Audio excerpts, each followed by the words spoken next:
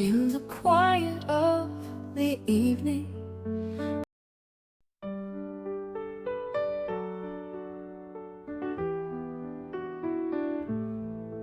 in the quiet of the evening, where shadows softly play, a fairy tale wolf sheds his skin, gently drifting away, with a twinkle in his eye and a heart full of dreams.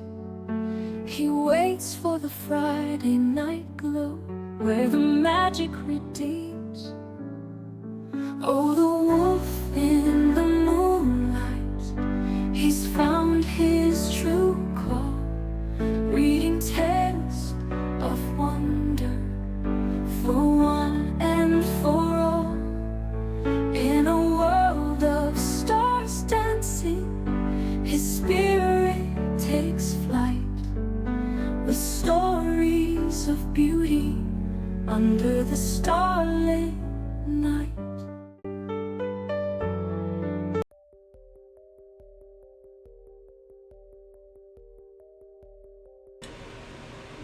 Good evening, everyone.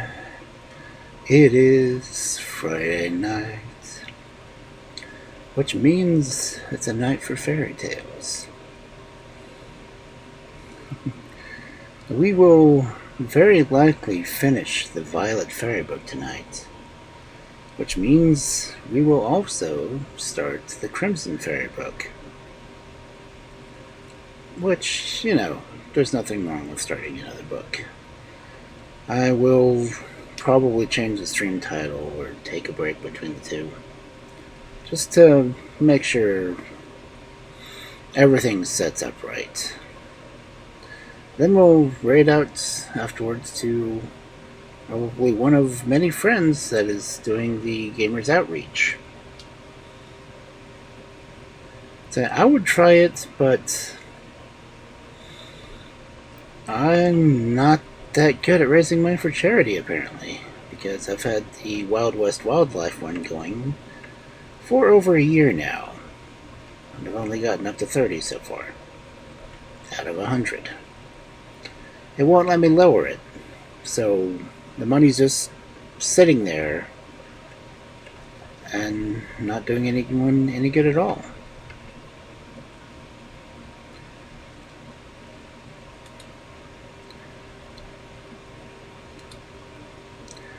So, again, I do have my own charity going for Wild West Wildlife, which has some interesting news. They've actually been the ones given permission to take over my local zoo as well. Which, they've been helping anyway and helping back and forth. So, they're going to be in control of the local zoo. Which is, good for the animals. It's good when people who are actually concentrating on rehab can take over management of a zoo, because they already know how to take care of the animals.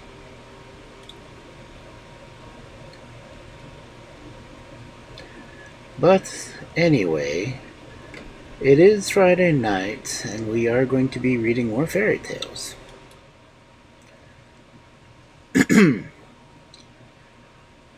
And we will be starting with the Violet Fairy book. I think I only have 3 stories left in it. And hopefully there won't be any technical problems or internet issues tonight, like there have been for the past week. I'm hoping it'll record everything well and such, but right now we have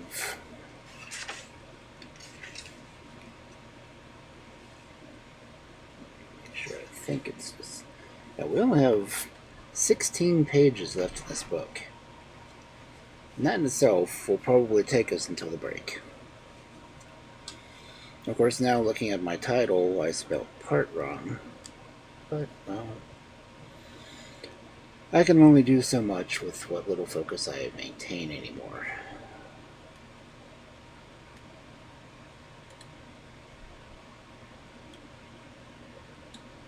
So, if you're all settled in, get comfortable, tuck yourselves in, get a nice drink, and settle back for some stories.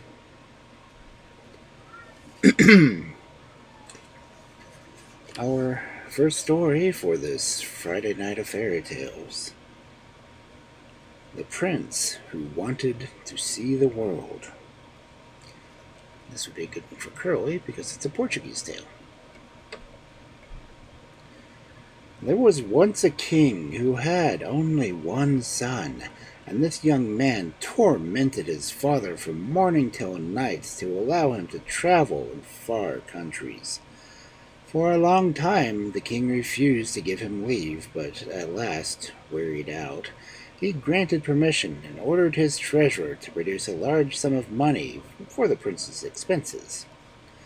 The youth was overjoyed at the thought that he was really going to see the world, and after tenderly embracing his father, he set forth. He rode on for some weeks without meeting any adventures, but one night when he was resting at an inn, he came across another traveler, with whom he fell into conversation, in the course of which the stranger inquired if he ever played cards. The young man replied that he was very fond of doing so, and cards were brought, and in a very short time the prince had lost every penny he possessed to his new acquaintance. When there was absolutely nothing left at the bottom of his bag, the stranger proposed that they should have just one more game, and that if the prince won, he should have all the money restored to him. But in case he lost, he should remain in the inn for 3 years, and besides that, should be his servant for another 3. The prince agreed to those terms, played, and lost, so the stranger took rooms for him and furnished him with bread and water every day for 3 years. The prince lamented his lot, but it was of no use, and at the end of the 3 years he was released and had to go to the house of the stranger, who was really the king of a neighboring country, and be his servant. But before he had gone very far, he met a woman carrying a child, which was crying from hunger. The prince took it from her and fed it with his last crust of bread and last drop of water, then gave it back to its mother. The woman thanked him gratefully and said, "Listen, my lord. You must walk straight on till you notice a very strong scent, which comes from the garden by the side of the road. Go in and hide yourself close to a tank, where 3 doves will come to bathe. As the last one flies past you, catch a hold of its robe of feathers, and refuse to give it back till the dove has promised you 3 things." The young man did as he was told, and everything happened the way that the woman had said. He took the robe of feathers from the dove, who gave him in exchange for it a ring, a collar, and one of its own plumes, saying, "When you are in trouble, cry, 'Come to my aid, O dove! I am the daughter of the king you are going to serve, who hates your father and made you gamble in order to cause you ruin.'" Thus the prince went on his way, and of course in time he arrived at the king's palace. As soon as his master knew he was there, the young man was sent for and into his presence, and 3 bags were handed to him with these words: "Take this wheat, this millet, and this barley, and sow them at once, so that I may have loaves from them all tomorrow."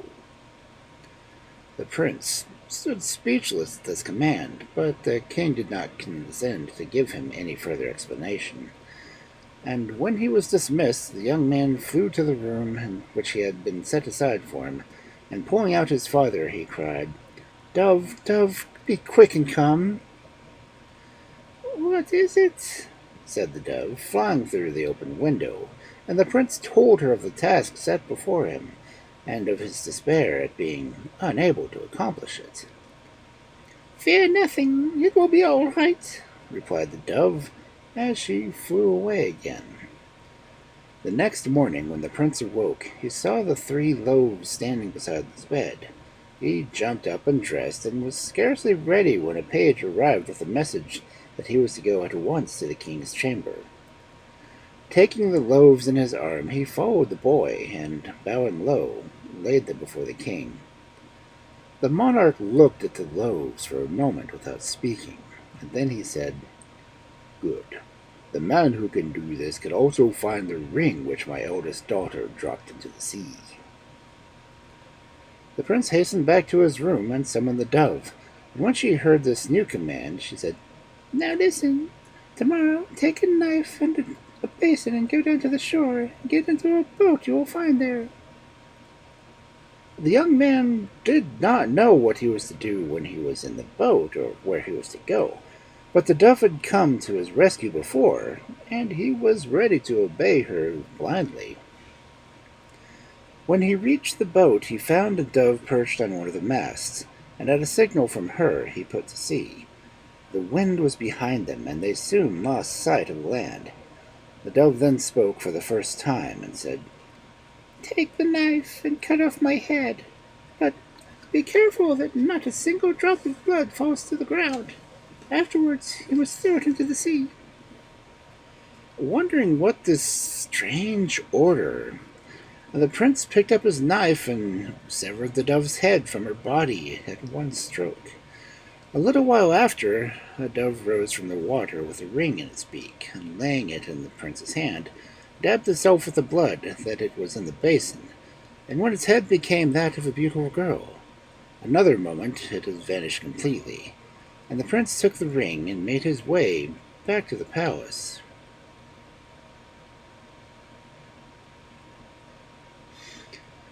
The king started with surprise when at the sight of the ring, but he thought of another way of getting rid of the young man, which was surer even than the other two. "This evening you will mount my colt and ride him into the field, and break him in properly." The prince received this command as silently as he received the rest, but no sooner was he in his room than he called the dove, who said, "Attend to me. My father longs to see you dead, and then he thinks he can kill you by this means. He himself is the colt, my mother is the saddle, and my two sisters are the stirrups, and I am the bridle. Do not forget to take a good club to help you with dealing with such a crew." Hey, I want to build it up.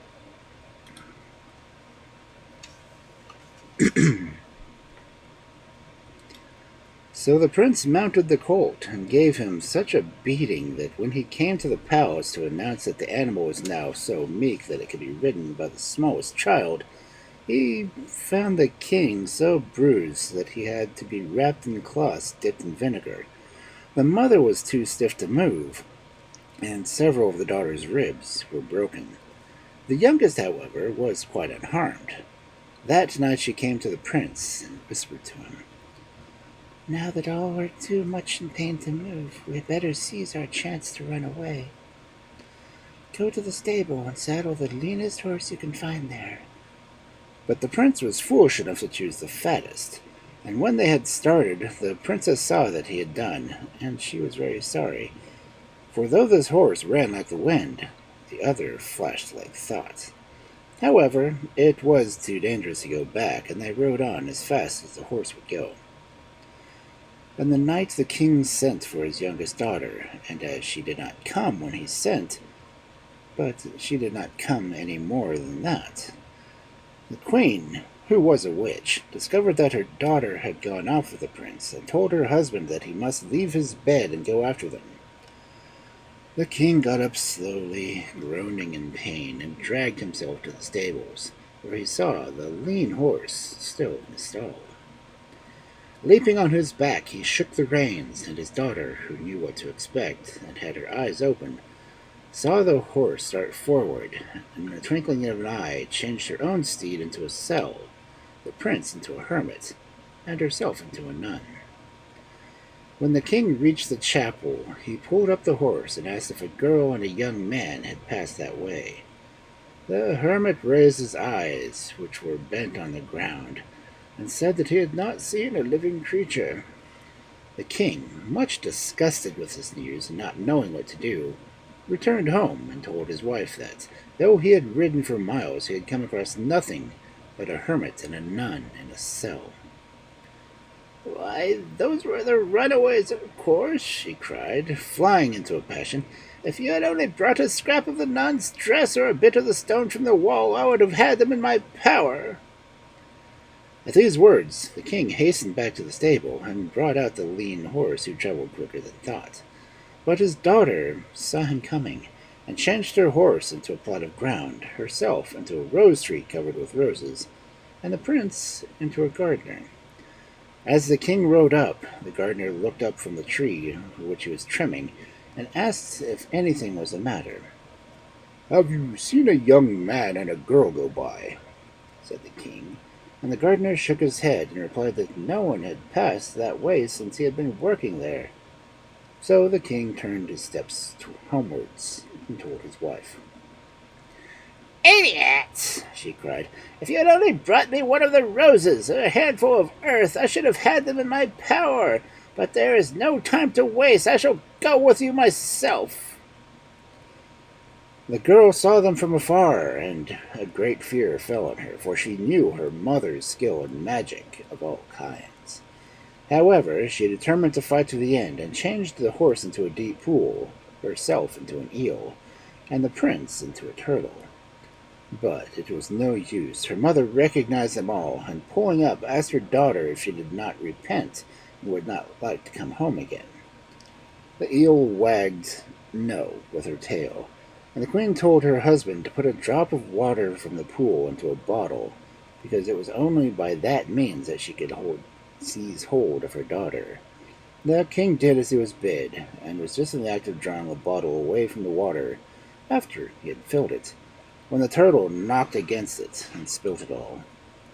The king then filled it a second time, but again the turtle was too quick for him. The queen saw that she was beaten, and called down a curse on her daughter that the prince would soon forget about her.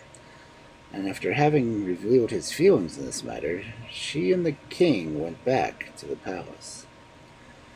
The others resumed their proper shapes and continued their journey, but the princess was so silent that at last the prince asked her what was the matter. "It is because I know you will soon forget all about me," she said, and though he laughed at her and told her it was impossible, she did not cease to believe it. They rode on and on and on till they reached the end of the world where the prince lived, and leaving the girl at the inn, he went himself to the palace to ask leave of his father to present her to him as his bride. But in his joy at seeing his family once more, he forgot all about her, and even listened when the king spoke of arranging a marriage for her. When the poor girl heard this, she wept bitterly and cried out, "Come to me, my sisters, for I need you badly." In a moment they stood beside her, and the elder one said, "Do not be sad, all will go well." And they told the innkeeper that if any of the king's servants wanted any birds for their master, they were to be sent up to them, as they were 3 doves for sale. And so it fell out, and as the doves were very beautiful, the servant bought them for the king, who admired them so much that he called his son to look at them. The prince was so much pleased with the doves, and was coaxing them to come to him, when one of them fluttered to the top of the window and said, "If you could only hear us speak, you would admire us still more." Another perched on the table and added, "Talk away, it might help him remember." And the third flew on his shoulder and whispered to him, "Put on this ring, prince, and see if it fits you." And it did, and they hung a collar around his neck, and held a feather on which was written the name of the dove. And at last his memory came back to him, and he declared that he would marry the princess, and nobody else. So the next day the wedding took place, and they lived happily until they died.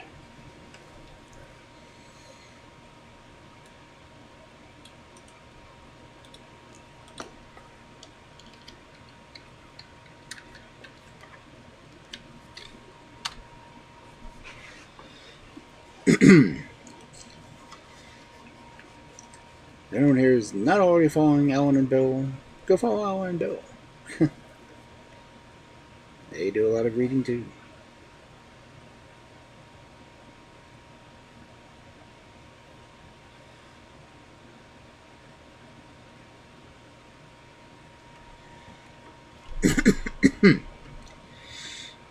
Okay.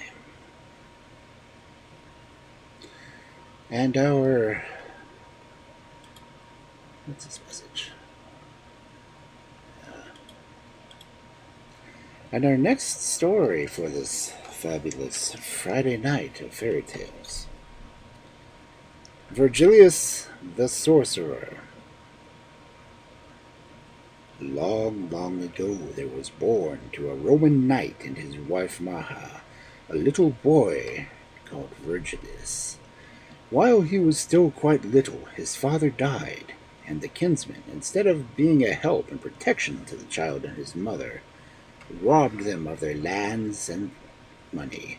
And the widow, fearing they might take the boy's life also, sent him away to Spain that he might study at the great University of Toledo. Virgilius was fond of books and pored over them all day long, but one afternoon, when the boys were given a holiday, he took a long walk and found himself in a place where he had never been before. In front of him was a cave, and as no boy ever sees a cave without entering it, he went in. The cave was so deep that it seemed to Virgilius that if it must run far into the heart of the mountain, and he thought he would like to see if it came out anywhere on the other side. For some time he walked in pitch darkness, but he went steadily on, and by a glimmer of light shot across the floor, and he heard a voice calling, "Virgilius, Virgilius." "Who calls?" he asked, stopping and looking around. "Virgilius," answered the voice, "do you mark upon the ground where you are standing a slide or a bolt?" "I do," replied Virgilius. "Then," said the voice, "draw back that bolt and set me free." "But who are you?" asked Virgilius, who never did anything in a hurry. "I am an evil spirit," said the voice, "shut up here till doomsday unless a man sets me free. If you will let me out, I will give you some magic books, which will make you wiser than any other man." Now, Virgilius loved wisdom, and was tempted by these promises, but again his prudence came to his aid, and he demanded that the book should be handed over to him first, that he should be told how to use them. The evil spirit, unable to help itself, did as Virgilius bade him, and then the bolt was drawn back. Underneath was a small hole, and out of this the spirit gradually wriggled itself, but it took some time, for when at last he stood upon the ground, he proved to be 3 times as large as Virgilius himself, and coal black besides.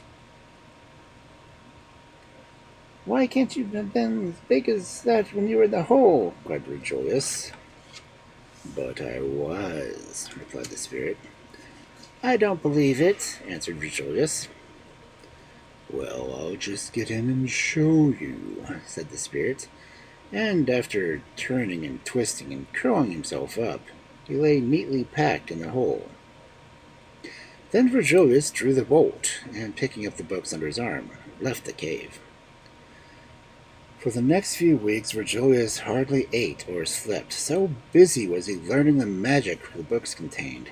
But at the end of the time, the messenger from his mother arrived at Toledo, begging him to come home at once to Rome, as she had been ill and could look after their affairs no longer. Though sorry to leave Toledo, where he was very much thought of as showing promise and great learning, Virgilius would willingly have set out at once, but there were many things he had to see to first. So he entrusted to a messenger 4 pack horses laden with precious things, and a white palfrey on which he was to ride out every day. Then he set out upon his own preparations, and followed by a large train of scholars, he at length started for Rome, from which he had been absent for 12 years. His mother welcomed him back with tears in her eyes, and his poor kinsmen pressed around him, but the rich ones kept away, for they feared they would no longer be able to rob their kinsmen, as they had done for so many years. Of course, Virgilius paid no attention to this behavior, though he noticed they looked with envy on the rich presents he bestowed on the poorer relations, and on anyone who had been kind to his mother. Soon after this had happened, the season of tax gathering came round, and everyone who owned land was bound to present himself before the emperor. Like the rest, Virgilius went to court, and demanded justice from the emperor against the men who had robbed him. But as these were his kinmen to the emperor, he gained nothing, as the emperor told him he would think over the matter for the next 4 years, and then give judgment.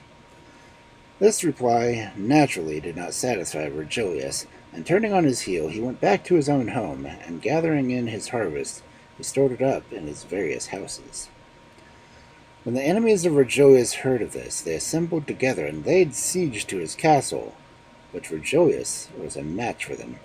Coming forth from the castle as to meet them face to face, he cast a spell over them of such power that they could not move, and then bade them defiance. After which he lifted the spell, and the invading armies slunk back to Rome, and reported what Virgilius had said to the emperor. Now, the emperor was accustomed to have his lightest word obeyed, almost before it was uttered, and he hardly knew what to believe of his ears. But he got together another army and marched straight off to the castle.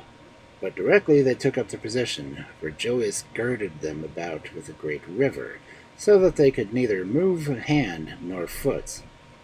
Then, hailing the emperor, he offered him peace, and asked for his friendship. The emperor, however, was too angry to listen to anything, so Virgilius, whose patience was exhausted, feasted his own followers in their presence on the surviving host, and who could not stir hand or foot. Things seemed getting desperate when a magician arrived in the camp and offered to sell his services to the emperor.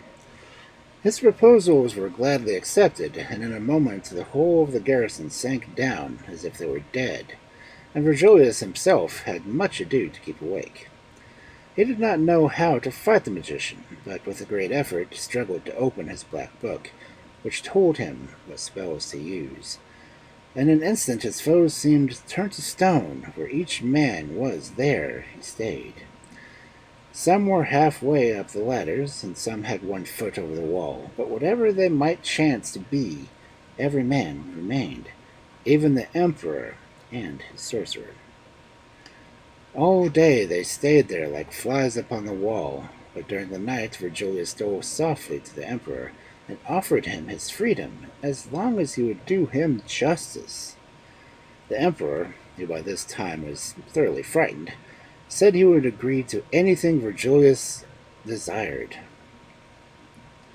So Virgilius took off his spells, and after feasting the army and bestowing on every man a gift, bade them to return to Rome.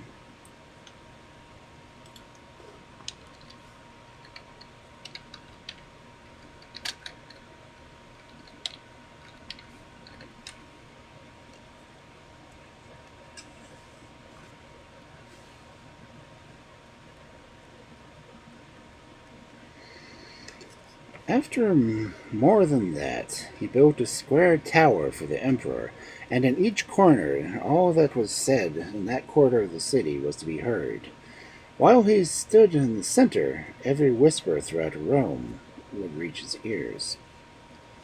Having settled his affair with the emperor and his enemies, Virgilius had time to think of other things, and his first act was to fall in love.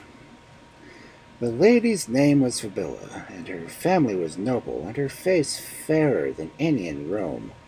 But she only mocked Virgilius, and was always playing tricks upon him. To this end she bade him one day to come to visit her in the tower where she lived, promising to let down a basket to draw him up as far as the roof. Virgilius was enchanted at this quite unexpected favor, and stepped with glee into the basket. It was drawn up very slowly, and by altogether to a standstill, while from above rang the voice of a bellow crying, "Rogue of a sorcerer, thou shalt hang!" And there he hung over the marketplace, which was soon thronged with people who made fun of him till he was mad with rage. At last the emperor, hearing of his plight, commanded Fabilla to release him, and Virgilius went home, vowing revenge. The next morning every fire in Rome went out, and as there were no matches in those days, this was a very serious matter. The emperor, guessing that this was the work of Virgilius, besought him to break the spell. Then Virgilius offered a scaffold to be erected in the marketplace, and Fabilla to be brought clothed in a single white garment. And further, he bade every one to snatch fire from the maiden, and to suffer no neighbor to kindle it. And when the maiden appeared, clad in her white smock, flames of fire curled about her, and the Romans brought them torches, and some straw, and some shavings, and the fires were kindled in Rome again. For 3 days she stood there, till every hearth in Rome was alight, and then she was suffered to go where she would. But the emperor was wroth with the vengeance of Virgilius, and threw him in prison, vowing that he should be put to death. And when everything was ready, he was led out to Viminal Hill, where he was to die. He went quietly with the guards, but the day was hot, and on reaching his place of execution he begged for some water. A pail was brought, and he, crying, "Emperor, oh hail! Seek for me in Sicily!" jumped headlong into the pail, and vanished from their sight. For some time we hear no more of Virgilius, or how he made his peace with the emperor, but the next event in history was his being sent for to the palace to give the emperor advice on how to guard Rome from foes within as well as foes without. Virgilius spent so many days in deep thought, and at length invented a plan which was known to all as a preservation of Rome. On the roof of the Capitol, which was the most fabulous public building in the city, he set up statues representing the gods worshipped by every nation subject to Rome, and in the middle stood the god of Rome herself. Each of the conquered gods held in its hand a bell, and if there was ever a single thought of treason from any of the countries, its god turned its back upon the god of Rome and rang its bell furiously, and the senators came running to see who was rebelling against the majesty of the empire. Then they made themselves ready and marched against their foe. Now there was a country who had long felt bitter jealousy of Rome, and was anxious for some way of bringing about its destruction. The people chose 3 men who could be trusted, and loading them with money, sent them to Rome, bidding them to pretend that they were diviners of dreams. No sooner had the messengers reached the city than they stole out at night and buried a pot of gold far down in the earth, and let another down into a bed of the Tiber, just where the bridge spans the river. The next day they went to the Senate house, where the laws were made, and bowing low they said, "Noble lords, last night we dreamed that beneath the foot of a hill there lies buried a pot of gold. We have your leave to dig it up." And, leave having been given, the messengers took workmen and dug up the gold, and made merry with it. A few days later the diviners again appeared before the Senate, and said, "O noble lords, grant us leave to seek out another treasure, which has been revealed to us in a dream, as lying under the bridge over the river." And the senators gave leave, and the messengers hired boats and men, and let rope down with hooks, and at length drew up the pot of gold, some of which they gave as presents to the senators. A week or two passed by, and once more they appeared in the Senate house. "O noble lords," they said, "last night in a vision we beheld 12 casks of gold lying under the foundation stone of the Capitol, on which stands the statue of the preservation of Rome. Now, seeing that by your goodness we have been greatly enriched by our former dreams, we wish in gratitude to bestow this third treasure on you for your own profit. So give us workers, and we will begin to dig without delay." After receiving permission, they began to dig, and when the messengers had almost undermined the capital, they stole away as secretly as they had come. The next morning, the stone gave way, and the sacred statue fell on its face and was broken, and the senators knew that their greed had been their ruin. From that day, things went from bad to worse, and every morning crowds presented themselves before the emperor, complaining of the robberies, murders, and other crimes that were committed nightly in the streets. The emperor, desiring nothing so much as the safety of his subjects, took counsel with Virgilius on how this violence could be put down. Virgilius thought hard for a long time. Then he spoke. "Great prince," he said, "cause a copper horse and rider to be made, and stationed in front of the Capitol. Then make a proclamation that at 10 o'clock a bell will toll, and every man is to enter his house and not leave it again." The emperor did as Virgilius advised. The thieves and murderers laughed at the horse and went about their misdeeds as usual.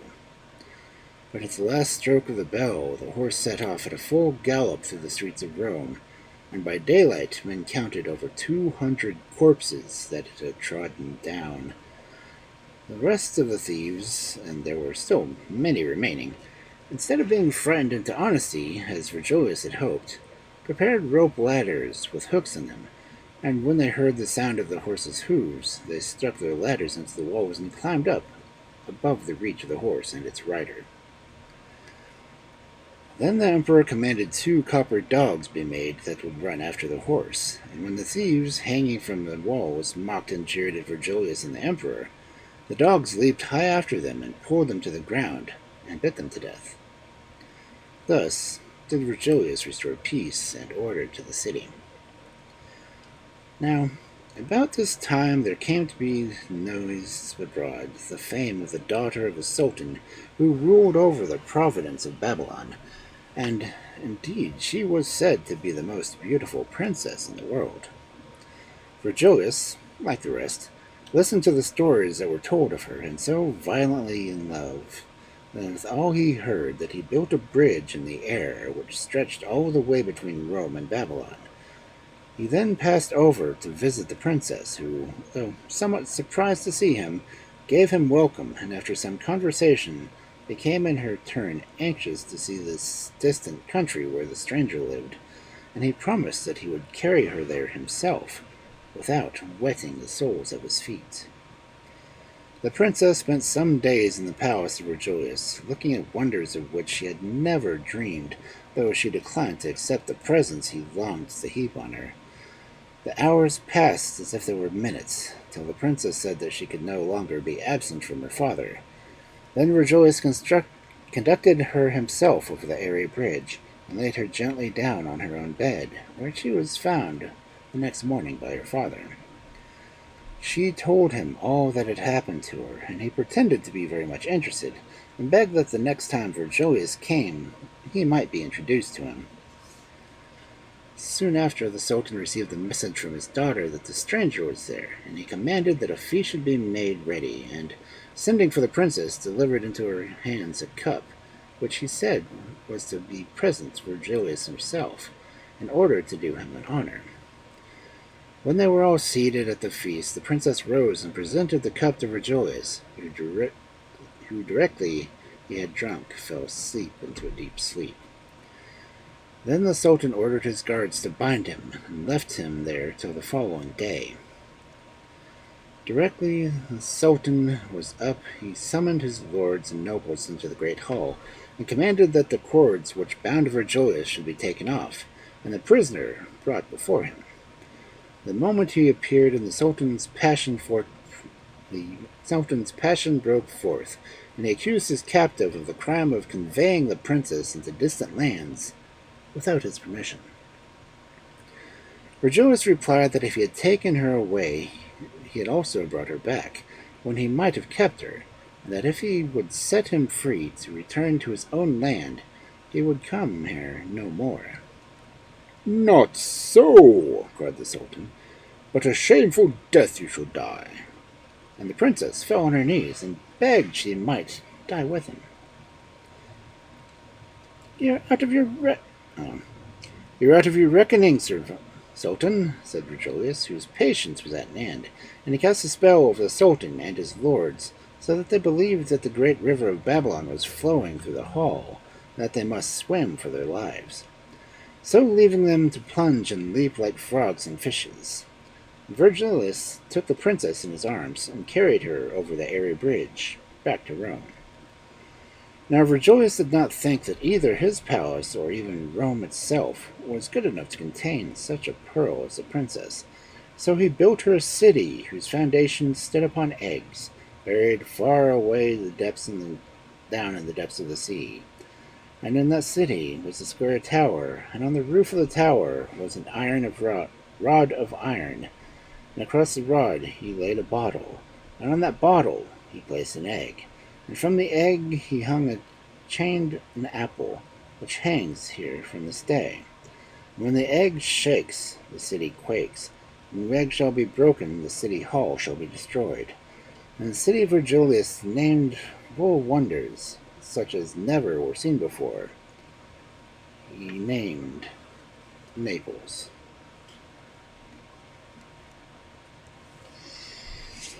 Okay. Now we're down to the last story of the Violet Fairy book. Crazy, huh?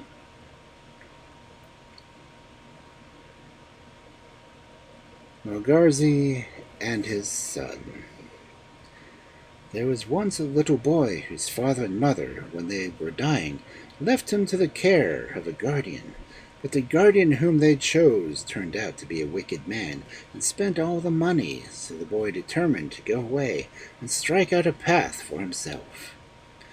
So one day he set off, and walked through the woods and meadows, till when evening came he was very tired, and he did not know where to sleep.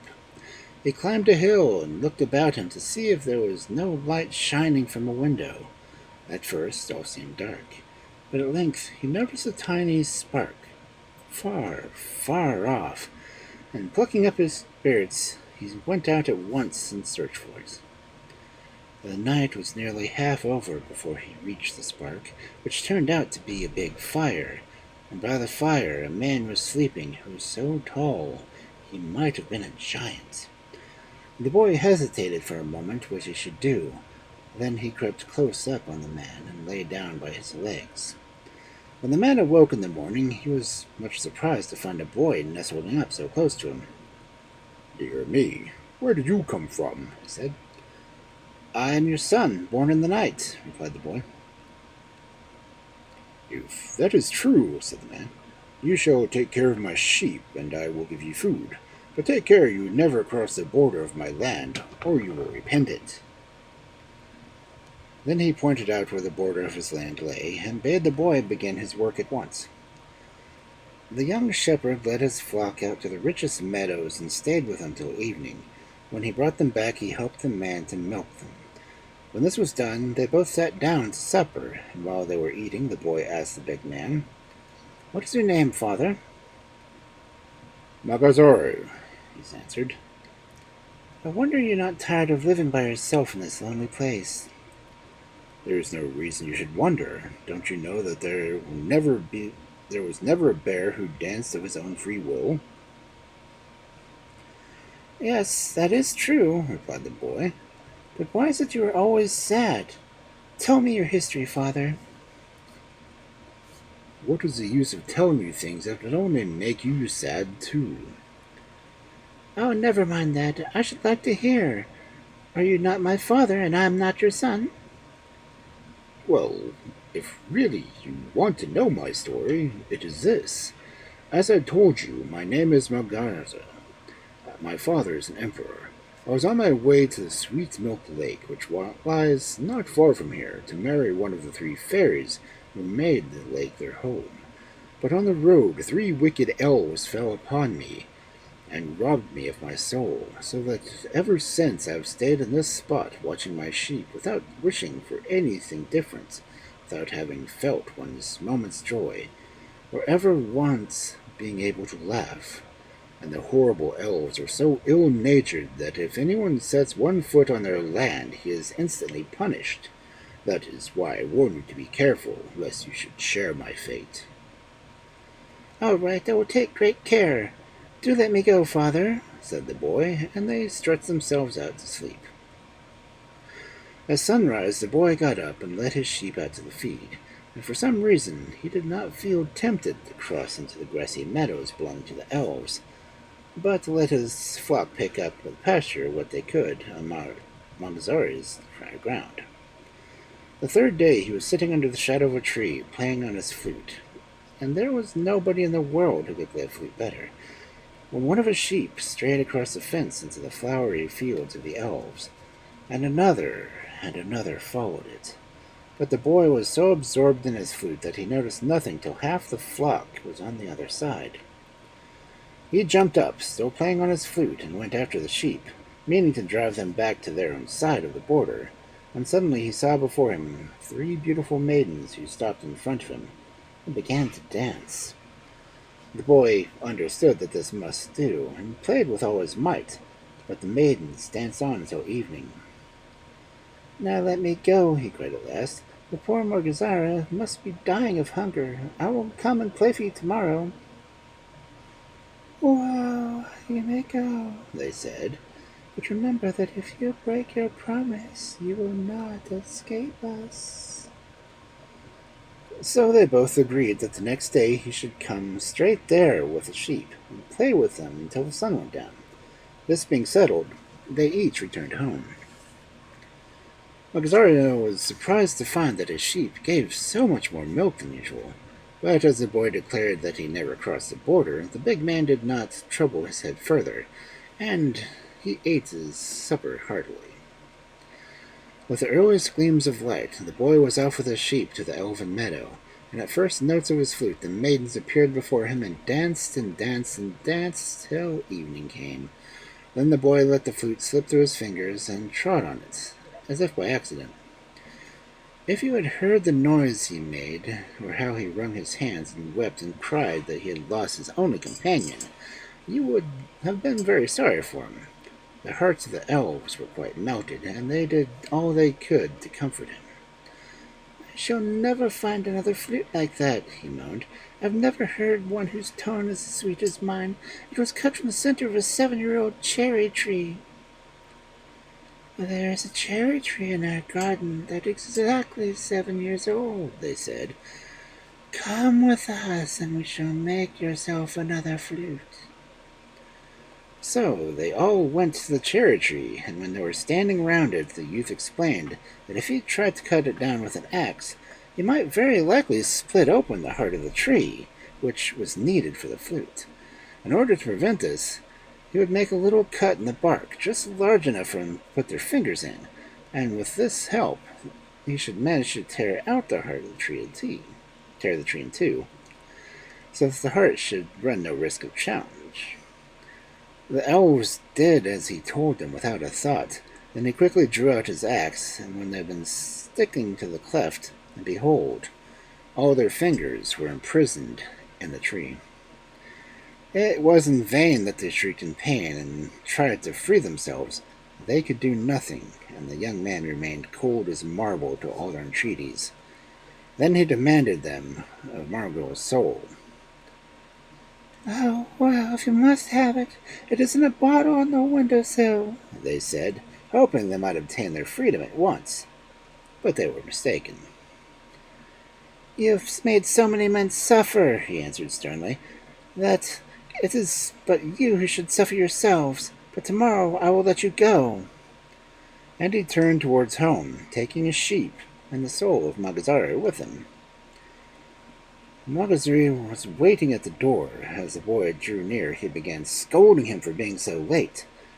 But at the first word of explanation, he became himself glad with joy, and sprang so high in the air that the false soul which the elves had given him flew out of his mouth, and his own, which had been shut tightly in the flask of water, took its place. When his excitement had somewhat calmed down, he cried to the boy, "Whether you're really my son matters nothing to me. Tell me, how can I repay you for what you have done for me?" "By showing me where the Milk Lake is, and how I can get one of the 3 fairies who lives there to wife, and by letting me remain your son forever." The night was passed, and Mogarzea and his son in songs and feasting, for both were too happy to sleep. And when day dawned, they set out together to free the elves from the tree. When they reached the place of their imprisonment, Mogarzea took the cherry tree and all the elves with it on his back, and carried them off to his father's kingdom, where everyone rejoiced to see him home again. But all he did was to point to the boy who saved him, and had followed him with his flock. For 3 days the boy stayed in the palace, and receiving the thanks and praises of the whole court. Then he said to Mogarzea, "Time has come for me to go hence, but tell me, I pray you, how do I find the sweet Milk Lake? And I will return and bring my wife back with me." Mogarzea tried in vain to make him stay, but finding it was useless, he told him all he knew, for he himself had never seen the lake. For 3 summer days the boy and his flute journeyed on, till one evening he reached the lake, which lay in the kingdom of a powerful fairy. The next morning had scarcely dawned when the youth went down to the shore and began to play on his flute. The first notes had hardly sounded when he saw a beautiful fairy standing before him, with hair and robes that shone like gold. He gazed at her in wonder, when suddenly she began to dance. Her movements were so graceful that he forgot to play, and as soon as the notes of his flute ceased, she vanished from his sight. The next day the same thing happened, but on the third he took courage and drew a little nearer, playing on his flute all the while. Suddenly he sprang forward and seized her in his arms and kissed her, and plucked the rose from her hair. The fairy gave a cry and begged him to give her back her rose, but he would not. He only stuck the rose in his hat and turned a deaf ear to all her prayers. At last she saw that her entreaties were in vain, and agreed to marry him, as he wished. And they went together into the palace, where Mogarzea was still waiting for them, and the marriage was celebrated by the emperor himself. But every May they returned to the Milk Lake, where they and their children and bathed in its waters. Okay, and that was the last story of the Violet Fairy book, which I guess is just in time. So we will take a break, and I will get things resituated. So I will see you after a while.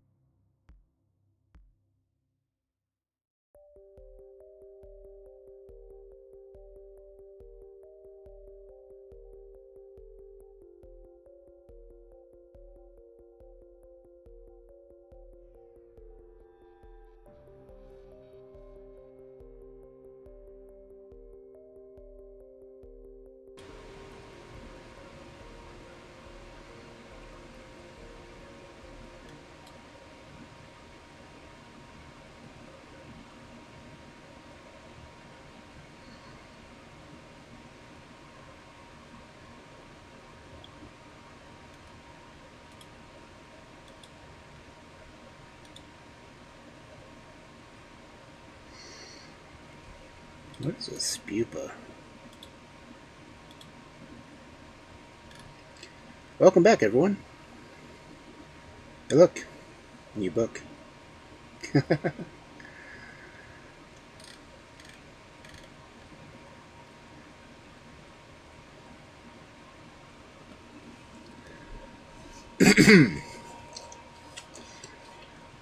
course, this book was originally written in 1903. Not sure, yeah. First edition print was in 1903 in England.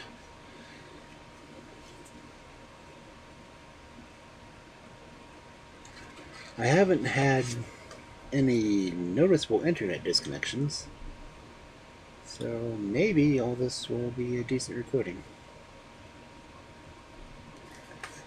One can only hope. But we are starting a new book. And with every book, well, most books, we will start with the Crimson Fairy book, Preface. Each fairy book demands a preface from the editor, and these introductions are inevitably both monotonous and unavailing. A sense of literary honesty compels the editor to keep repeating that he is the editor and not the author of the fairy tales, just as a distinguished man of science is only the editor and not the editor and not the author of nature. Like nature, popular tales are too vast to be the creation of a single modern mind. The editor's business is to hunt for collections of these stories told by peasant or savage grandmothers in many climes, from New Caledonia to Zululand, from the frozen snows of the polar regions to Greece, or Spain, or Italy, or far Lochaber. When the tales are found, they are adapted to the needs of British children by various hands, the editor doing little beyond guarding the interests of the propriety, and toning down to mild reproofs the tortures inflicted on wicked stepmothers and other naughty characters. These explanations have frequently been offered already, but as far as ladies and children are concerned, to no purpose. They still ask the editor how he can invent so many stories, more than Shakespeare, Dumas, or than Charles Dickens could have invented in a century, and the editor still avers, in prefaces, that he did not invent one of the stories, that nobody knows, as a rule, who invented them, or where, or when.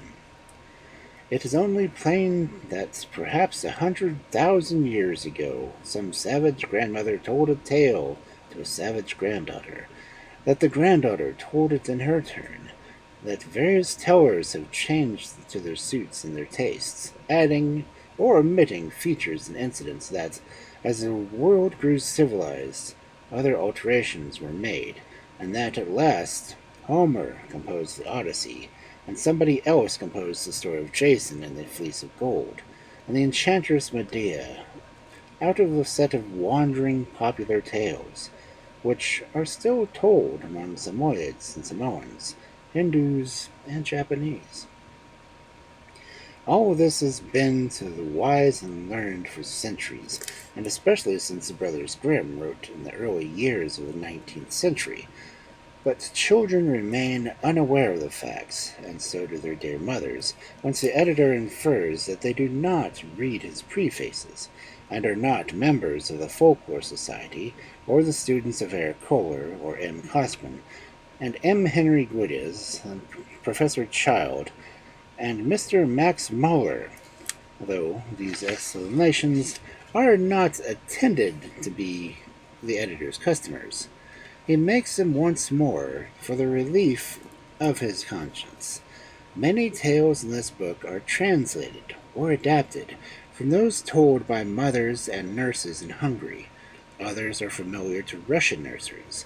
The Servians are responsible for some, and rather peculiarly fanciful set of stories were adapted by the Romanians. Others are from the Baltic shores. Others are from sunny Sicily. A few are from Finland and Iceland, and Japan and Tunis, and Portugal. No doubt many children will like to look at these places on the map and study their mountains, rivers, soil, products, and fiscal policies in the geography books. The peoples who tell the stories differ in color, language, religion, and almost everything else, but they all love a nursery tale. These stories have mainly been adapted or translated by Mrs. Lang, and few by Miss Lang and Miss Blackley. I guess it would get bothersome after a while having to tell people, I just collected the stories. No, I collect stories. I have 2 books of that now. Anyway, our first story from the Crimson Fairy book on this fabulous Friday night of fairy tales. Lovely Ilonka. There was once a king's son who told his father that he wished to marry. "No, no," said the king. "You must not be in such a hurry. Wait till you've done some great deed. My father did not let me marry till I had won a golden sword you see me wear." The prince was much disappointed, but he never dreamed of disobeying his father, and he began to think with all his might what he could do. It was of no use staying at home, so one day he wandered out into the world to try his luck, and as he walked along he came to a little hut, in which he found an old woman crouching over a fire. "Good evening, mother. I see you've lived long in this world. Do you know anything about the 3 bulrushes?" "Yes, indeed. I have lived long and been much about this world, but have never seen or heard anything of what you ask. Still, if you will wait till tomorrow, I may be able to tell you something." Well, he waited till morning, and quite early the old woman appeared and took out a little pipe and blew in it, and in a moment all the crows in the world were flying about her. Not one was missing. Then she asked if they knew anything about the 3 bulrushes, but not one of them did. The prince went on his way a little further, and found another hut, which lived an old man. On being questioned, the old man said he knew nothing, but begged the prince to stay overnight, and the next morning the old man called all the ravens together. But they too had nothing to tell. The prince bade him farewell and set out, and wandered so far that he crossed 7 kingdoms, and at last, one evening, he came to a little house in which was an old woman. "Good evening, dear mother," he said politely. "Good evening to you, my dear son," answered the old woman. "It is lucky for you that you spoke to me, or you would have met a horrible death. But what may I ask what you're doing?" "I'm seeking the 3 bulrushes. Do you know anything about them?" "I don't know anything myself, but wait till tomorrow. Perhaps I can tell you then." So the next morning she blew on her pipe, and lo, and behold, every magpie in the world flew up. That is to say, all the magpies except one who had broken a leg and a wing. The old woman sent after it at once, and when she questioned the magpies, the crippled one was the only one who knew where the 3 bulrushes were. Then the prince started off with the lame magpie. They went on and on till they reached a great stone wall, many, many feet high. "Ah, prince," said the magpie, "the 3 bulrushes are behind that wall." The prince wasted no time. He set his horse at the wall and leaped over it. Then he looked over to some 3 bulrushes and pulled them up and set them off on his way home. He rode along one of the bulrushes, happened to knock against something, and it split open. Only think!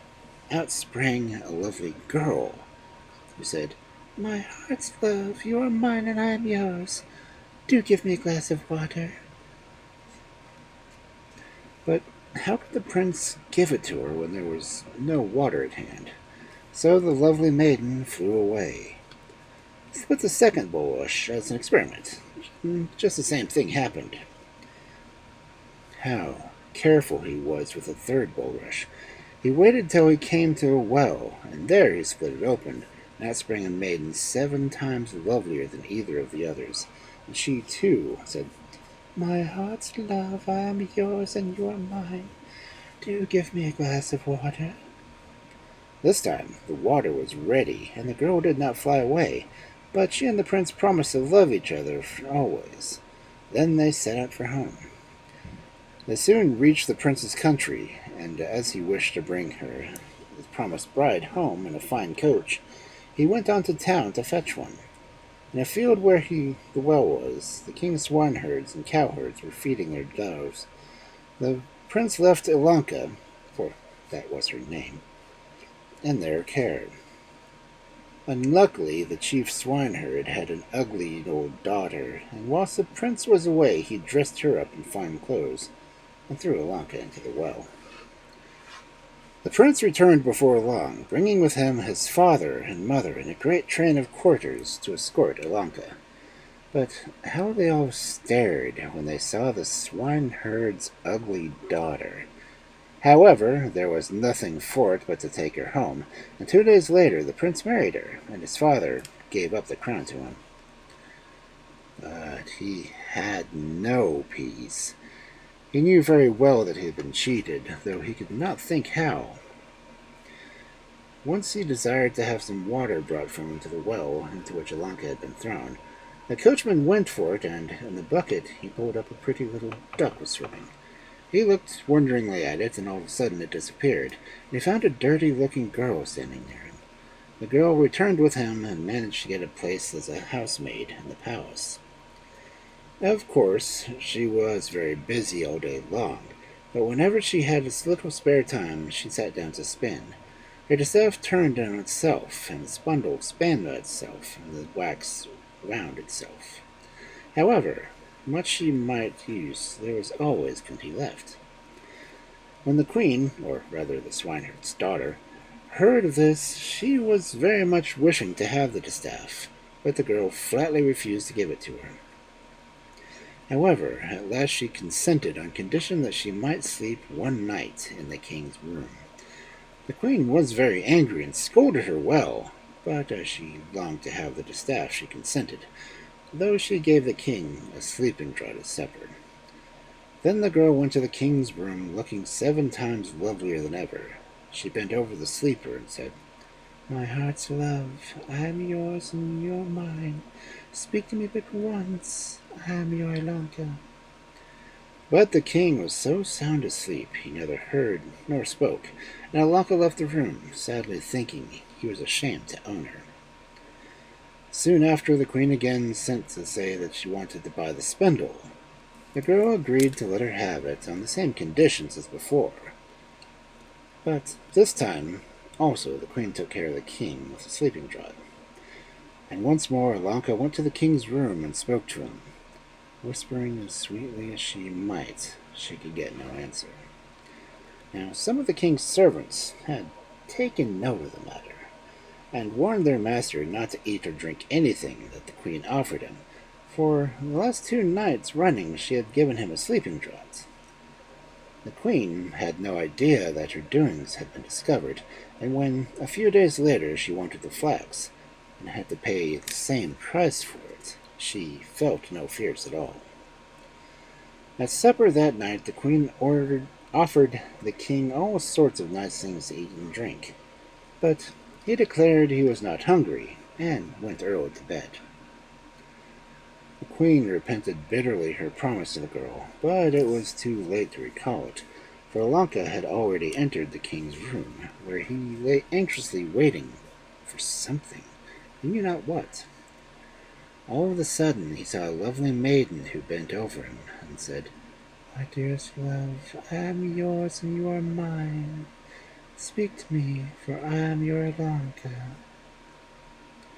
At these words, the king's heart bounded within him. He sprang up and embraced her and kissed her, and she told him all her adventures since the moment he had left her. And when he heard all that Ilonka had suffered, and how he had been deceived, he vowed he would be revenged. He gave orders to the swineherd. His wife and daughter should all be hanged, and so they were. The next day the king was married, with great rejoicings, to the fair Ilonka, and if they're not dead yet, why, they're still living. It's always so much fun when they end like that. If they're not dead yet, they're still alive.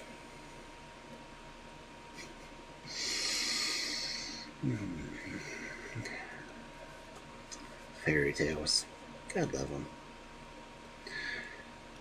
Our next fabulous fairy tale for this Friday night. Lucky Luck. Once upon a time there was a king who had an only son. When the lad was about 18 years old, his father had to go and fight in a war against a neighboring country, and the king led his troops in person. He bade his son to act as regent in his absence, but ordered him on no account to marry until his return. Time went by, and the prince ruled the country and never even thought of marrying. But when he reached 25th birthday, he began to think that it might be rather nice to have a wife, and he thought so much that at last he got quite eager about it. He remembered, however, what his father had said, and waited some time longer, till at last it was 10 years since the king went out to war. Then the prince called his courtiers to him and set off with a great retinue to seek a bride. He hardly knew which way to go, so he wandered about for 20 days when suddenly he found himself at his father's camp. The king was delighted to see his son and had a great many questions to ask and answer. When he heard that instead of quietly waiting for him at home, the prince was starting to seek a wife, he was very angry and said to him, "You may go as you please, but I will not leave any of my people with you." Only one faithful servant stayed with the prince and refused to part from him. They journeyed over hill and dale till they came to a place called Gold Town. The king of Gold Town had a lovely daughter, and the prince, who soon heard about her beauty, could not rest until he saw her. He was very kindly received, for he was extremely good-looking and had charming manners, so he lost no time in asking for her hand, and her parents gave her to him with joy. The wedding took place at once, and the feasting and rejoicing went on for a whole month. At the end of the month, they set off for home, but as the journey was a long one, they spent the first evening at an inn. Everyone in the house slept, and only the faithful servant kept watch. About midnight, he heard 3 crows who had flown to the roof talking together. "There's a handsome couple here arrived tonight. It seems a pity they should lose their lives so soon." "Surely," said the second crow, "for tomorrow, when midday strikes, the bridge over the gold stream will break just as they are driving over it. But listen, whoever overhears and tells what we have said will be turned to stone up to his knees." The crows had hardly done speaking when they flew away, and close upon them followed 3 pigeons. "Even if the prince and the princess get safe over the bridge, they will perish," they said, "for the king is going to send a carriage to meet them which looks as though it was paint. And when they are seated in it, a raging wind will rise and whirl the carriage away into the clouds, and then it will fall suddenly to the earth, and they will be killed. But someone who hears and betrays what we have said will be turned to stone up to his waist."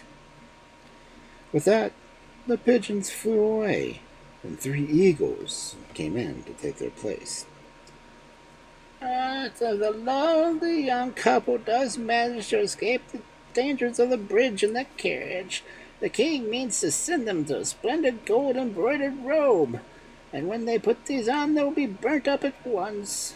But whoever hears and repents this will turn to stone from head to foot." Early the next morning, the travelers got up and breakfasted. They began to tell each other about their dreams, and the servant at last said, Gracious Prince, I dreamt that if your Royal Highness would grant all that I asked, we should get home safe and sound. But if we did not, we should certainly be lost. The dreams never deceive me, and I treat you to follow my advice during the rest of the journey. Don't make such a fuss about a dream, said the prince. Dreams are but clouds. Still, to prevent your being anxious, I promise to do as you wish. With that, they set out on their journey. At midday, they reached the gold stream, and when they got to the bridge, the servant said, Let us leave the carriage here, my prince, and walk a little way. Town is not far off, and we can easily get another carriage there, for the wheels on this one are bad and will not hold out much longer. The prince looked well at the carriage. He did not think it looked so unsafe as the servant did, but he had given his word and held to it. They got down and loaded the horses with luggage, and the prince and his bride walked over the bridge. But the servant said he would ride the horses to the stream, so as the water could bathe them. They reached the other side without harm, and brought a new carriage in town, which was quite near, and set off once more on their travels. But they had not gone far when they met a messenger from the king, who said to the prince, His Majesty has sent your Royal Highness this beautiful carriage, so that you may make a fitting entry into your own country, and among your people. The prince was so delighted that he could not speak, but the servant said, My lord, let me examine the carriage first, and then you can get in if I find it's all right. Otherwise, we'd better stay on our own. The prince made no objections, and after looking at the carriage well over, the servant said, It is as bad as it is smart, and with that he knocked it all to pieces, and they went on in the one they had bought. At last they reached the frontier, where another messenger was waiting for them, who said the king had sent 2 splendid robes for the prince and his bride, and begged that they should wear them for their entry to the state. But the servant implored the prince to have nothing to do with them, and never gave him any peace till he obtained leave to destroy the robes. The old king was furious when he found out that all his arts had failed, and that his son still lived, and that he would have to give the crown to him now that he was married, for that was the law of the land. He longed to know how the prince had escaped, and said, My dear son, I do indeed rejoice that you have gotten safely back, but I cannot imagine why the beautiful carriage and splendid robes I sent you did not please you. Why had you them destroyed? Indeed, sire, said the prince, I was much myself annoyed at their destruction, but my servant had begged to direct everything on the journey, and I promised him that he should do so. He declared that he could not possibly get home safely unless I did what I was told.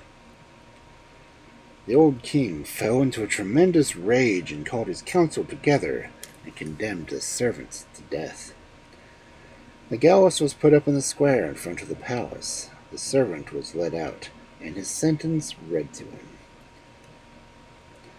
The rope was being placed around his neck, and he begged to be allowed a few last words. On the journey home, he said, we spent the first night at an inn. I did not sleep, but kept watch all night. Then he went on to tell what the crows had said, and he spoke and he turned the stone up to his knees. The prince called to him to say no more, as he would prove his innocence. But the servant paid him no heed, and this time his story was done. It turned to stone from head to foot. Oh, how the prince grieved his lost faithful servant.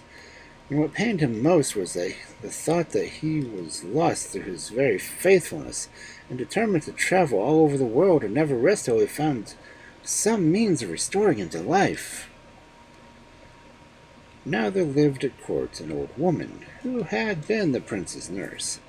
To her he confided all his plans, and left his wife, the princess, in her care. You have a long way before you, my son, said the old woman. You must never return till you've met with Lucky Luck. If he cannot help you, no one on earth can. So the prince set off to find Lucky Luck. He walked and walked till he got beyond his own country, and he wandered through a wood for 3 days, but did not meet a living being in it. At the end of the third day he came to a river near which stood a large mill. He spent the night there. When he was leaving the next morning, the miller asked him, "My gracious lord, where are you going all alone?" And the prince told him. "Then I beg your highness to ask Lucky Luck this question. Why is it that I have an excellent mill with all its machinery complete, and get plenty of grain to grind? I am so poor that I hardly know how to live from one day to the other." The prince promised to inquire, and went on his way. He wandered about 3 days more, and at the end of the third day he saw a little town. It was quite late when he reached it, but he could discover no light anywhere, and he walked almost right through it without finding a house where he could turn in. But far away at the end of town he saw a light in the window. He went straight for it, and in the house he saw 3 girls playing a game together. The prince asked for a night's lodging, and they took him in and gave him supper, and got a room ready for him, where he slept. The next morning, when he was leaving, they asked him where he was going, and he told them his story.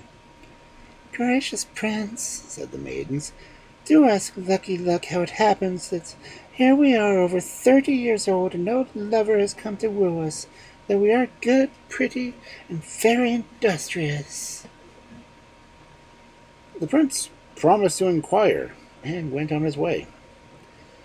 Then he came to a great forest, and wandered about from morning till night, and from night to morning before he got near the other end. Here he found a pretty stream, which was different from other streams. Instead of flowing, it stood still, and began to talk. "Dear prince, what brings you into these wilds? I have been flowing here 100 years and more, and no one has come yet by." "Oh, I will tell you," answered the prince, "if you will divide yourself that I may walk through." The stream parted at once, and the prince walked through without so much as getting his feet wet, and directly he got to the other side he told his story as he had promised. "So, do ask Lucky Luck," cried the brook.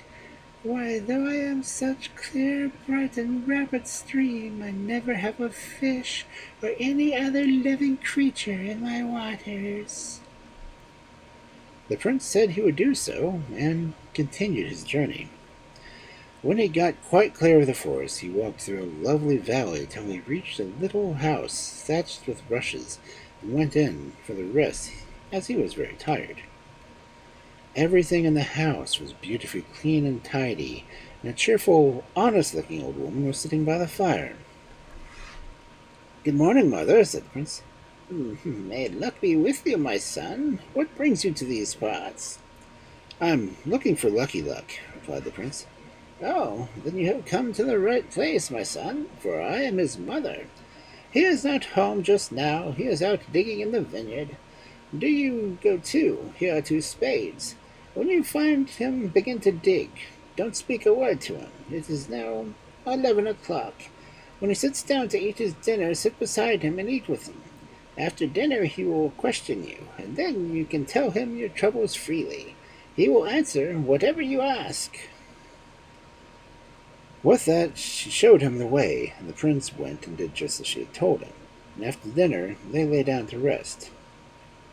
All of a sudden, Lucky Luck began to speak and said, "Tell me what sort of a man you are, and for since you have come here you have not spoken a word." "I am not dumb," replied the young man, "but I am an unhappy prince whose faithful servant has been turned to stone, and I want to know how to help him." "And you do well, for he deserves everything. Go back, and when you get home to your wife, will just have had a little boy. Take 3 drops of blood from the child's little finger and rub them over your servant's wrists with a blade of grass, and he will return to life." "I have another thing to ask," said the prince, and then he thanked him. "In the forest near here there's a fine stream, but not a fish or other living creature is in it. Why is this?" Because no one has ever been drowned in the stream. But take care in crossing. To get to the other side, you can before you say so, or you may be its first victim yourself. Another question, please, before I go. On my way here, I lodged one night in a house with 3 maidens, and they were all well-mannered and hard-working, and pretty, and yet none has had a wooer. Why is this? Because they always throw their sweepings in the face of the sun. And why is it that a miller who has a large mill and the best machinery and gets plenty of corn to grind is so poor that he can hardly live day to day? Because the miller keeps everything for himself and does not give to those who need it. The prince wrote down the answers to his questions, took a friendly leave of Lucky Luck, and set off for home. When he reached the stream, it asked if he brought any good news.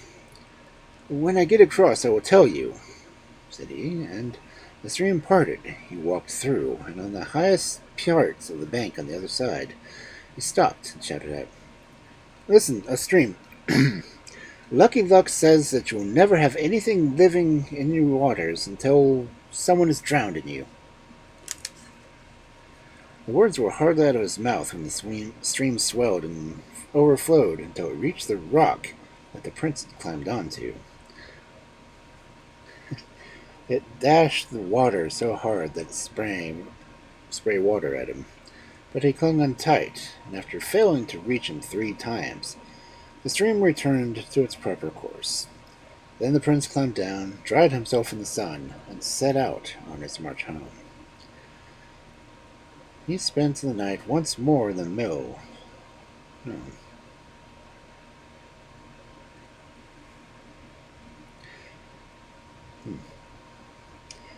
He spent the night once more at the mill and gave the miller his answer, and by he told the 3 sisters not to throw out their sweepings in the face of the sun. The prince had hardly arrived at home when some thieves tried to ford the stream with a very fine horse they had stolen. When they were halfway across, the stream rose so suddenly that it swept them all away, and from that time it became the best fishing stream in the countryside. The miller, too, began to give alms, and became a very good man, and in time grew so rich that he hardly knew how much he had. And the 3 sisters, now that they no longer insulted the sun, had each a wooer within a week. When the prince got home, he found that his wife had just got a fine little boy. He did not lose a moment in pricking the baby's finger till blood ran, and brushed it on the wrist of the stone figure, which shuddered all over and split with a loud noise in 7 parts, and there was the faithful servant, alive and well. When the old king saw this, he foamed with rage and stared wildly about and flung himself on the ground, and died. The servant stayed on with the royal master and served him faithfully all the rest of his life, and if neither of them is dead, he is serving him still.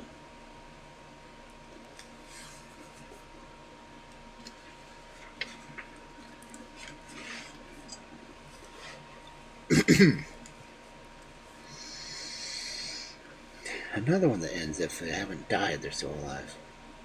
That's weird. Okay. 3rd story from the Crimson Fairy book. The Hairy Man. Somewhere or other, I don't know where, there lived a king who owned 2 remarkably fine fields of rape, and every night 2 of the rape heaps were burnt down in one of the fields. The king was extremely angry at him and sent his soldiers out to catch whoever had done the ricks, but it was of all no use. Not a soul could they see.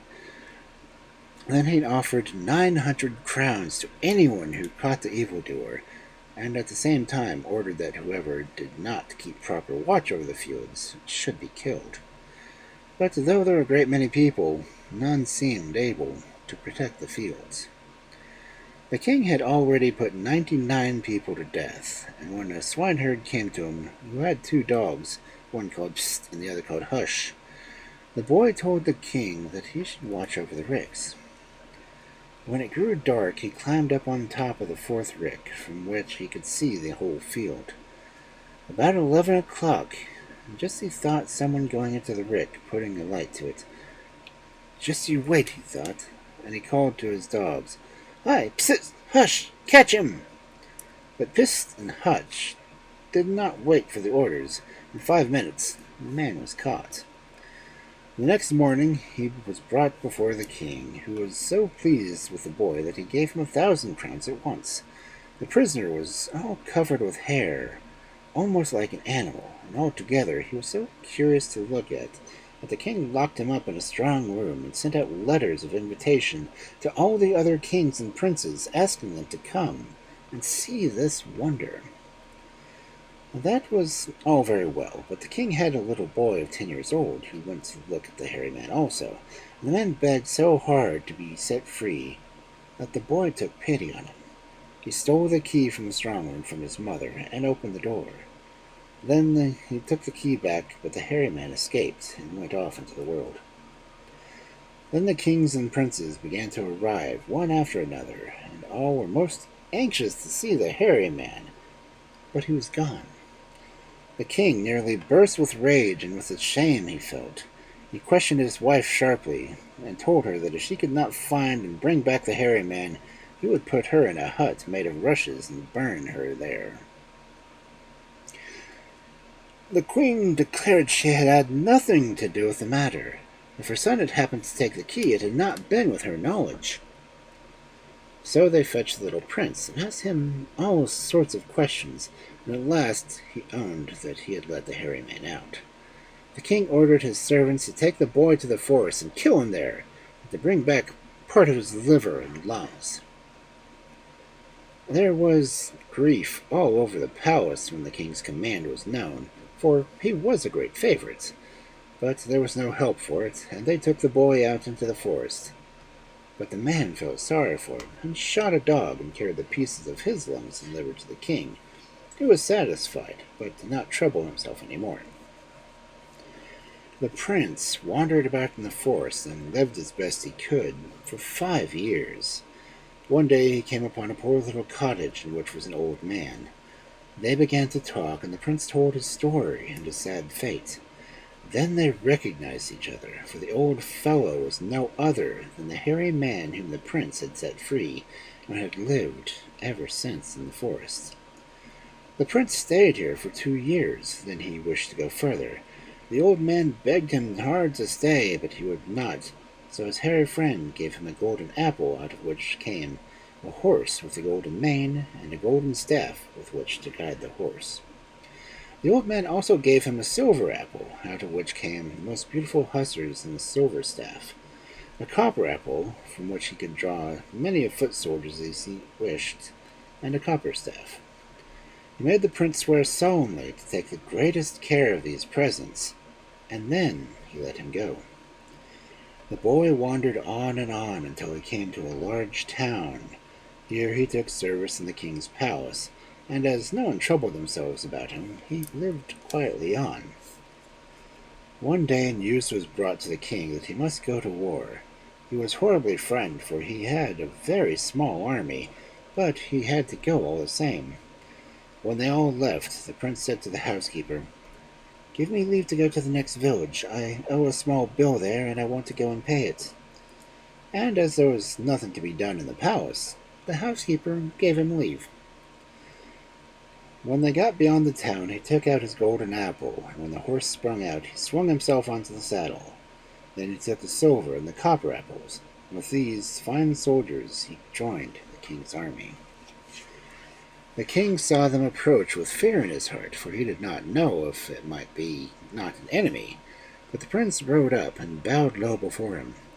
"I bring your majesty reinforcements," he said. The king was delighted, and all dread of his enemy at once disappeared. The princesses were there too, and they were very friendly with the prince and begged him to get into their carriage, so as to talk to them. But he declined and remained on horseback, as he did not know what the moment of the battle might begin. And whilst they were all talking over, the young princess, who was the loveliest, took off a ring, and her sister wore a handkerchief in 2 places, and they gave him these gifts to the prince. Suddenly, the enemy came in sight. The king asked whether his army or the prince's army should lead the way, but the prince set off first, and with his hussars he fought so bravely that only 2 of the enemy were left alive, and these 2 were only spared to act as messengers. The king was overjoyed, and so were his daughters, at this brilliant victory. As they drove home, they begged the prince to join them, but he would not come, and galloped off with his hussars. When he got near the town, he packed his soldiers and his fine horse carefully back into the apples, and strolled into town. On his return to the palace, he was well scolded by the housekeeper for staying away so long. Well, the whole matter might have ended there, but it so happened that the younger princess had fallen in love with the prince, and he had with her, as he had with her. And as he had no jewels with him, he gave her the copper apple and staff. One day the princesses were talking with her father. The younger one had asked whether it might have been their servant who had helped them so much. The king was quite angry at the idea, but to satisfy her, he ordered the servant's room to be searched. And there, to everyone's surprise, they found the golden ring and half the golden handkerchief. When these were brought to the king, he sent for the prince at once, and asked if it had been he who had come to the rescue. "Yes, your majesty, it was I," answered the prince. "But where did you get your army?" "If you wish to see it, I can show you outside the city walls." And so he did, but first he asked for the copper apple from the young princess. When all the soldiers were drawn up, there were such numbers that there were barely any room for them. The king gave his daughter and kingdom as a reward for his aid, and when he heard that the prince was himself a king's son, his joy knew no bounds. The prince packed all his soldiers carefully up once more, and they went back into town. Not long after, there was a grand wedding. Perhaps they may all still be alive, but I don't know.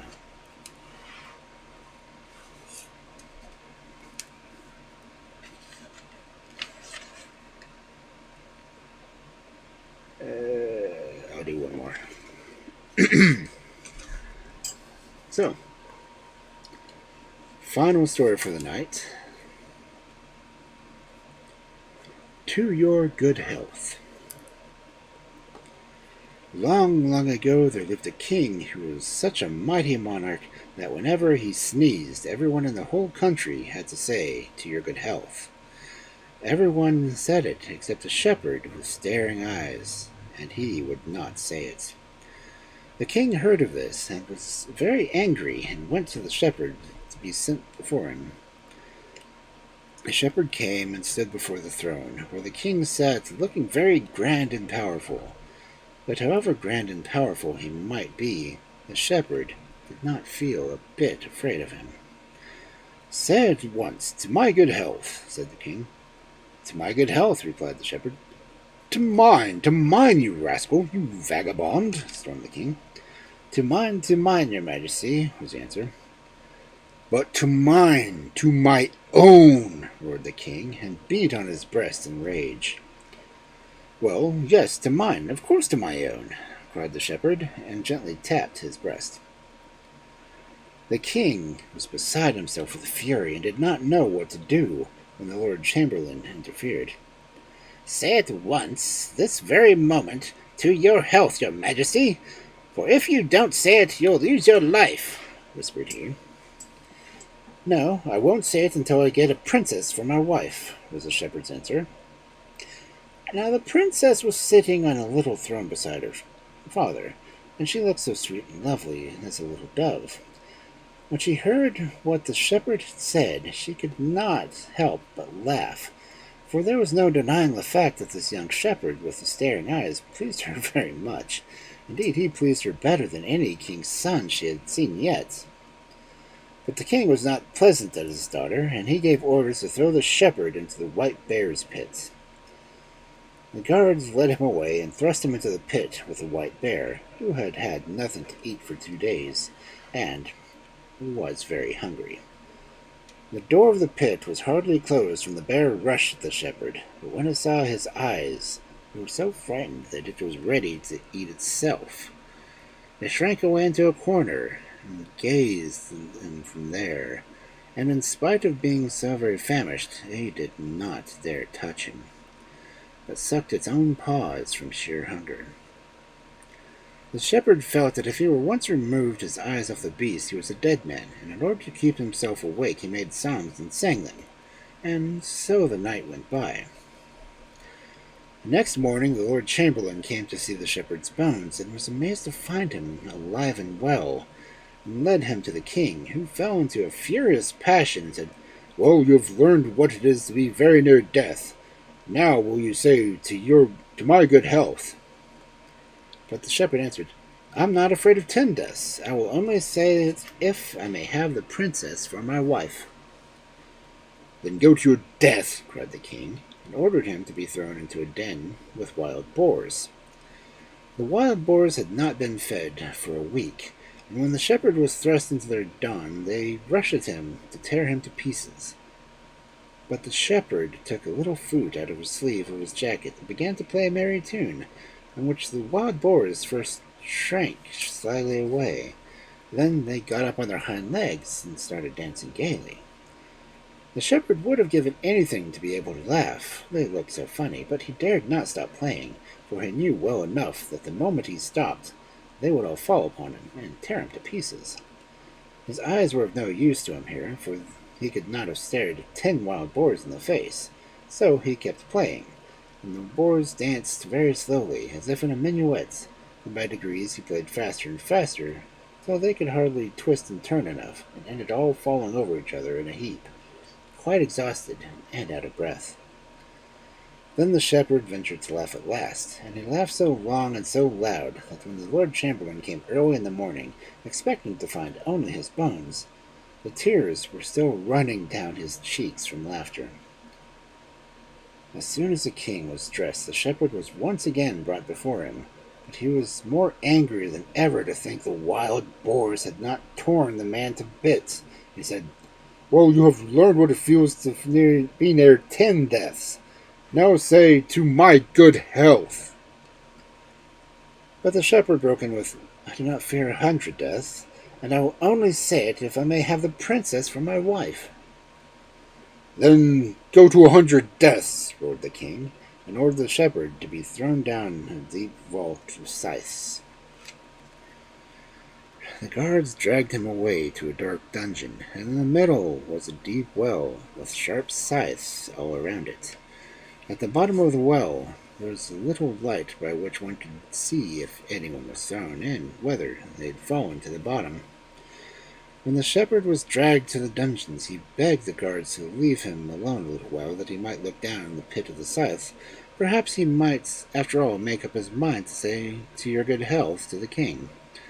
So the guards left him alone, and he stuck up his long stick near the well, and hung his cloak around the stick, and put his hat on top.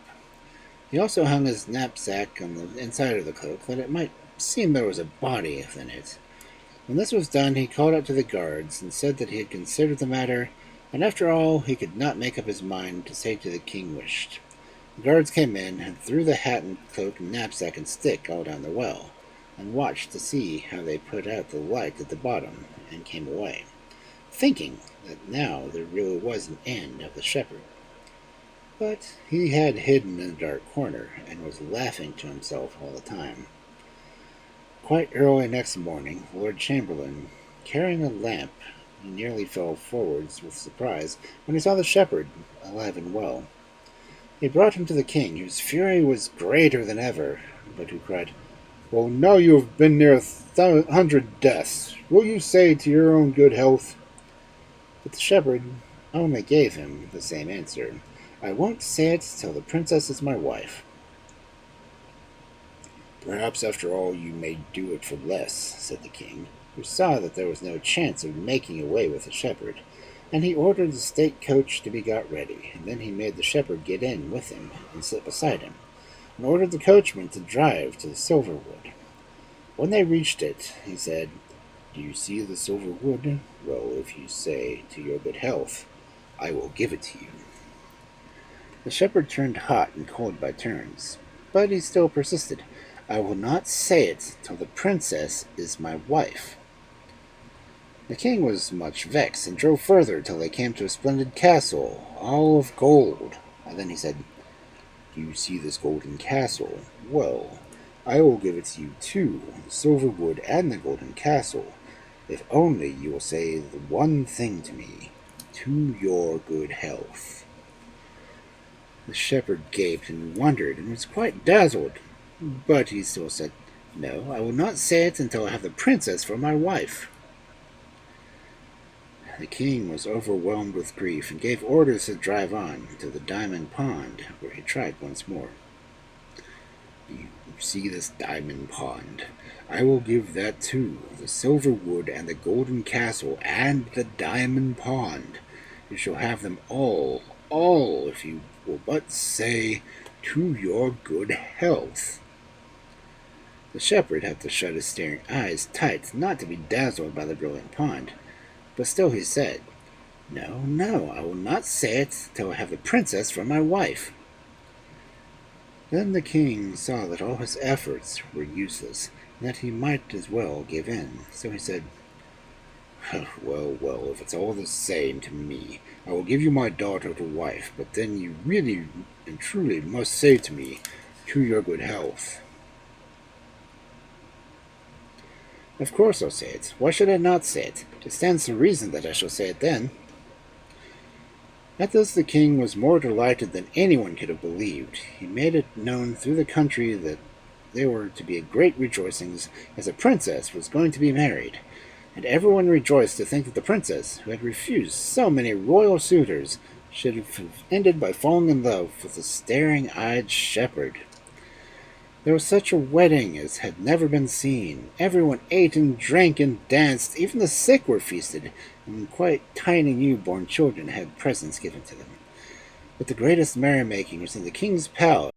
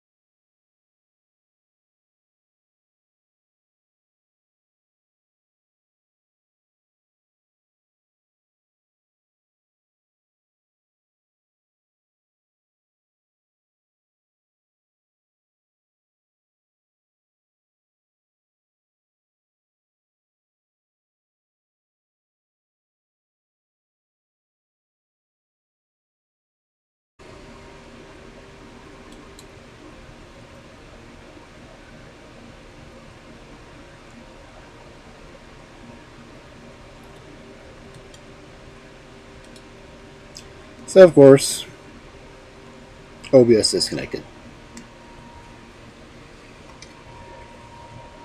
Right at the end of the story. I don't know how far back. But I'm going to say the last part of the story anyway.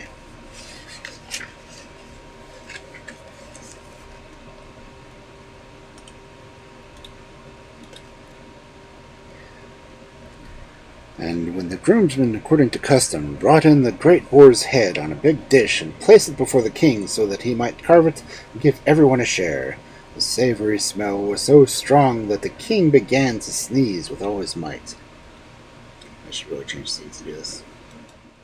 Try this again. Okay.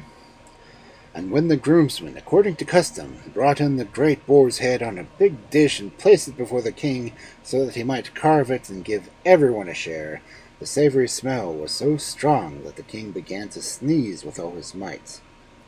"To your good health," cried the shepherd, before anyone else, and the king was so delighted that he did not regret having given him his daughter.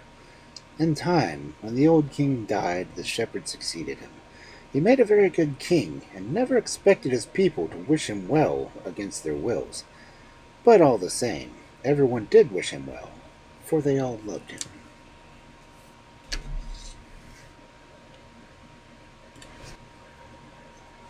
Okay, now that malarkey's over,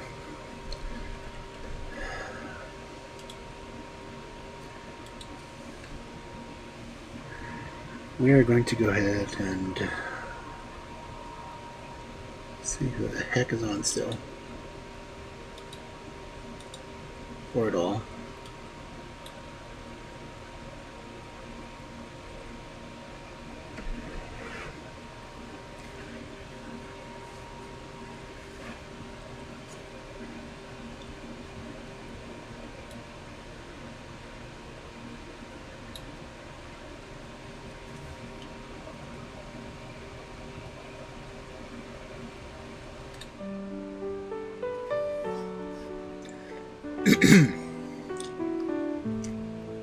In the quiet of the I guess we'll raid evening, Dusk, because she is doing fundraising. softly play.